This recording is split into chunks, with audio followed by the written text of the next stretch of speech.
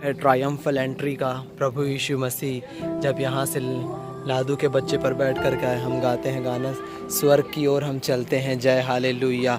और लोग खजूर की डालियाँ डाल करके चिल्ला रहे थे, धन्य है जो प्रभु के नाम से आता है ऊंचे स्थान में, होशन्ना होशन्ना। और हमारे प्रभु यीशु मसीह यहाँ पर आए और अब आता यहाँ से डोमिनस वेलवेट। ये वो प्लेस है जहाँ पे प्रभु यीशु मसीह ने यरूशलेम को देख करके रोया था। अब यहाँ पे इम्पॉर्टेंट बात, पूरी बाइबल में प्रभु यीशु मसीह 2 बार रोए। पहली बार प्रभु यीशु मसीह यूहन्ना 11:35 जो बाइबल का सबसे छोटा वर्ष है, यीशु रोया, वो इस माउंट ओलिव्स के जैतून पर्वत के पीछे जो बैतनिया है वहाँ पे प्रभु यीशु मसीह ने रोया। पर ग्रीक में वहाँ उसका मतलब होता है प्रभु यीशु मसीह के सिर्फ आँखों में आंसू था। परंतु यहाँ पे जो प्रभु यीशु मसीह ने रोया यरूशलेम को देख करके कि यरूशलेम ने प्रभु यीशु मसीह को रिजेक्ट कर दिया, उनको एक्सेप्ट नहीं किया, ग्रहण नहीं किया, तो प्रभु यीशु मसीह ने यहाँ पे जो रोया, तो ग्रीक में उसका मतलब होता है सिसक सिसक कर रोना। पूरी बाइबल में प्रभु यीशु मसीह 2 बार रोए, दूसरी बार सिसक सिसक कर प्रभु यीशु मसीह ने रोया। और ये जो चर्च है डोमिनस वेलवेट, ये चर्च पानी की बूंद के जैसे शेप में है, या आई ड्रॉप के शेप में है कि एक पानी का बूंद नीचे गिर रहा है, उस शेप में है।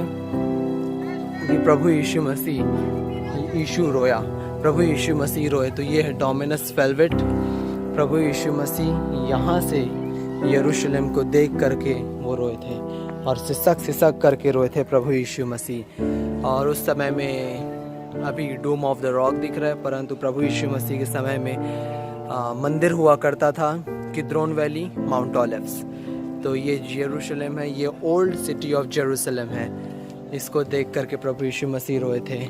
और ये चर्च है, यहाँ से जाना मना है, चैन लगा है।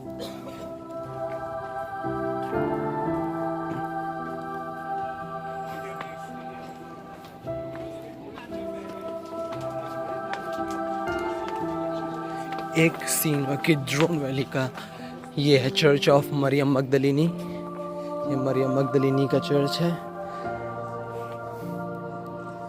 और मरियम मगदलिनी के चर्च के नीचे में है गार्डन ऑफ गैथसेमनी, गथसमनी का गार्डन, जहाँ से प्रभु यीशु मसीह अरेस्ट हुए।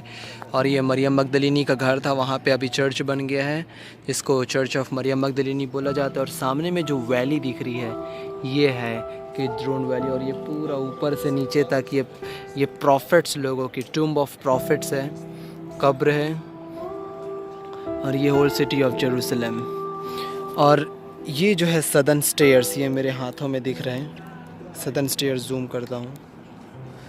यहाँ पे जो भी इवेंट्स होते थे, चाहे पथराव का होता था या जो भी होता था, पर बेसिकली जो पथराव किया जाता था वो सदर्न स्टेयर्स में पथराव किया जाता था, क्योंकि ये मंदिर से लोगों को ड्रैग करके इधर लाया जाता था। अभी सदर्न स्टेयर्स के पास में एक दीवार उठ गई है, तो जो पूरा शहर पना था, ये दीवार के चारों ओर का शहर पना, तो 10% सदर्न स्टेयर्स में है, 10% वेस्टर्न वॉल में है। ऑफ कोर्स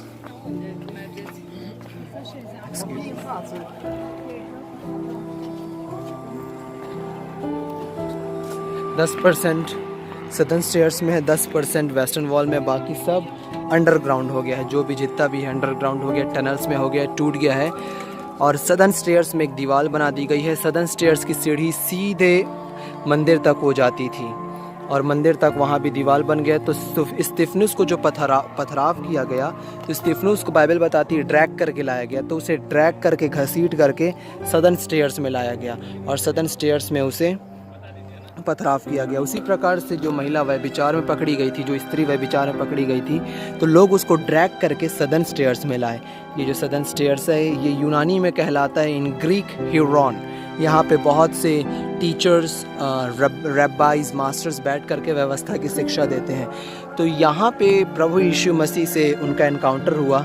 और यहाँ पास की इम्पॉर्टेंट चीज़ जो ये है कि यहाँ की जो फ्लोरिंग है ज़मीन की, वो फ्लोरिंग कॉबलर स्टोन्स की है। यहाँ इसराइल की मोस्टली ज़मीन कॉबलर स्टोन्स की फ्लोरिंग है। ये जो दिख रही है यहाँ भी दिख रही है, तो जब प्रभु यीशु मसीह बैठ करके लिख रहे थे तो प्रभु यीशु मसीह पत्थर पे लिख रहे थे। और ये जेरूशलेम का ओवरव्यू, बहुत ही ब्यूटीफुल सिटी है जेरूशलेम।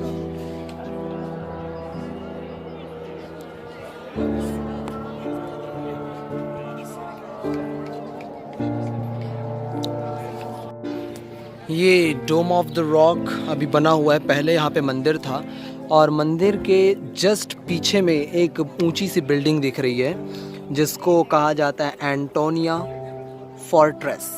एंटोनिया फोर्ट्रेस का मतलब होता है जहाँ पे सैनिक, जैसे कई महल में सैनिक खड़े होकर के रक्षा देते थे, कोई नीचे से आता था तो उसे तीर मार करके दुश्मन को ख़त्म कर देते थे।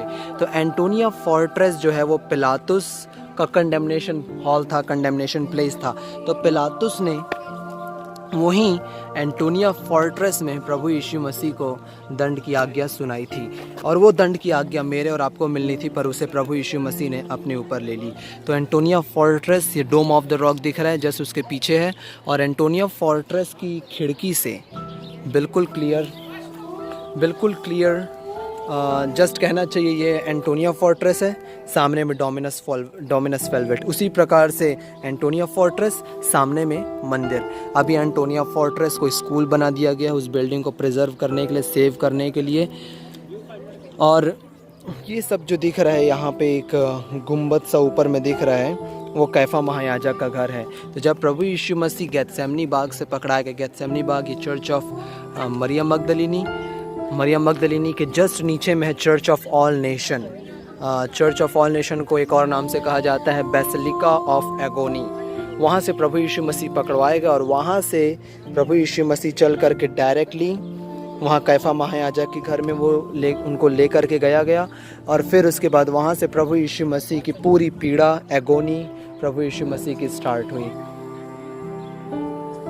और ये सामने में भी बहुत ढेर सारे चुम दिख रहे हैं, कब्र दिख रही है, और ये किसकी कब्र है नहीं पता, पर यहाँ पे जितनी कब्र है ये प्रॉफिट्स की टुम है।